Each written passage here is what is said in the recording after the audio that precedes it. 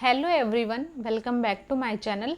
इस वीडियो में हम लोग एक टर्म डिस्कस करने वाले हैं जो स्टॉक मार्केट में यूज़ होती है, फ्रीक्वेंटली यूज़ होती है। और अगर आप मार्केट में इन्वेस्ट करते हैं तो आपको ये टर्म बिल्कुल पता होनी चाहिए, इसका क्या मीनिंग होता है ये पता होनी चाहिए।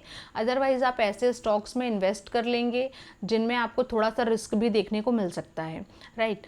तो बात करते हैं हम लोग ASM means additional surveillance measure. ये स्टॉक्स का एक मॉनिटरिंग मैकेनिज्म होता है जो स्टॉक मार्केट में उन शेयर्स पर लगाया जाता है जिनकी वॉलेटिलिटी या ट्रेडिंग पैटर्न एबनॉर्मल होती है। अब ये जो मैकेनिज्म है ये SEBI means security and exchange board of India और जो एक्सचेंजेस हैं जैसे NSE या BSE, इनकी तरफ से स्टॉक्स को कंट्रोल करने के लिए लगाए जाते हैं जिससे कि मार्केट मैनिपुलेशन या एक्सेसिव स्पेकुलेशन से बचा जा सकता है। अब जैसे आप काफ़ी सारी कंपनीज़ में ASM स्टेज 1, स्टेज 2, स्टेज 3 ऐसे देखते होंगे।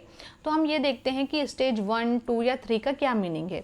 तो स्टेज 1 में जब भी किसी स्टॉक को ASM लिस्ट में डाला जाता है तो उसके ऊपर कुछ एक्स्ट्रा ट्रेडिंग रिस्ट्रिक्शन लगाई जाती हैं। इसका मतलब होता है कि 100% मार्जिन रिक्वायरमेंट।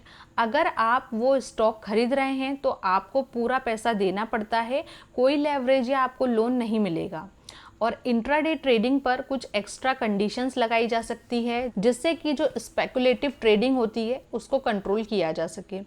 स्टेज 1 का जो मेन पर्पस है वो यही होता है कि मार्केट को स्टेबलाइज किया जा सकता है और जो छोटे इन्वेस्टर्स होते हैं उनको प्रोटेक्ट किया जा सके जिससे कि वो हाई रिस्क या स्पेकुलेटिव स्टॉक्स में अननेसेसरी लॉस को ना ले। और जब भी किसी स्टॉक की वॉलेटिलिटी नॉर्मल हो जाती है तो फिर उसको ASM लिस्ट से हटा दिया जाता है। फॉर एग्जांपल अभी रिसेंटली हमको सुज़लोन एनर्जी का एग्जाम्पल देखने को मिला कि इसको भी ASM लिस्ट में ऐड किया गया था, बट अभी रिसेंटली कुछ 3-4 दिन पहले सुज़लोन एनर्जी को ASM की जो लिस्ट है उससे बाहर कर लिया गया है।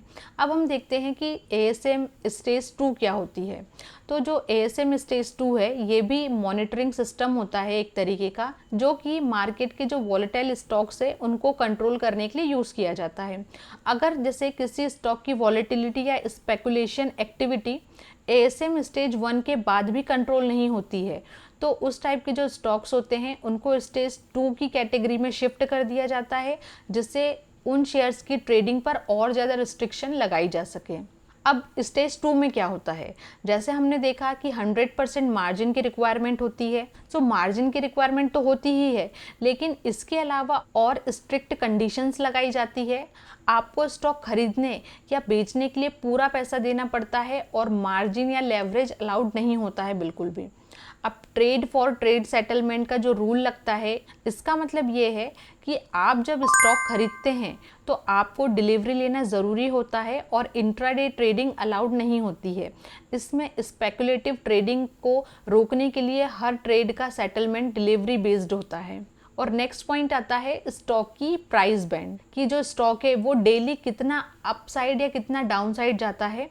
उसको भी और ज़्यादा टाइटन कर दिया जाता है जिससे स्टॉक के प्राइस में बड़े फ्लक्चुएशंस ना हों। जो ASM स्टेज 2 है इसका भी जो मेन गोल होता है वो एक्सेसिव स्पेकुलेशंस को रोकना और मार्केट को स्टेबलाइज रखना होता है जिससे कि जो छोटे इन्वेस्टर्स हैं उनको प्रोटेक्ट किया जा सके। और स्टेज 1 की तरह ही जैसे अगर स्टेज 2 में किसी शेयर की जो ट्रेडिंग एक्टिविटी है वो नॉर्मल हो जाती है तो फिर इसे भी जो ASM लिस्ट है उससे बाहर कर दिया जाता है। अब इसके बाद आता है ASM स्टेज 3। तो जैसे हमने देखा फर्स्ट और सेकंड को, वैसे ही है कि जिन स्टॉक्स में जो स्पेकुलेशन है या एबनॉर्मल बिहेवियर है वो स्टेज 2 में भी कंट्रोल नहीं किया जा सकता है, उसे फिर 3 की कैटेगरी में डाल दिया जाता है। और जब कोई स्टॉक ASM 3 की कैटेगरी में आता है तो फिर इस पर और ज़्यादा टाइटन रूल लगाए जाते हैं। तो इसी टाइप से ASM स्टेज 1, स्टेज 2 और स्टेज 3 होता है जिससे कि जो अननेसेसरी स्पेकुलेशंस होते हैं किसी भी शेयर में उसको बचाया जा सके और अपने इन्वेस्टर्स को प्रोटेक्ट किया जा सके। आई होप सो आपको क्लियर हुआ होगा कि ASM means additional surveillance major क्या होता है। अगर इसके बाद भी कोई डाउट है आपके माइंड में तो आप कमेंट सेक्शन में लिख दीजिए, मैं डेफिनेटली।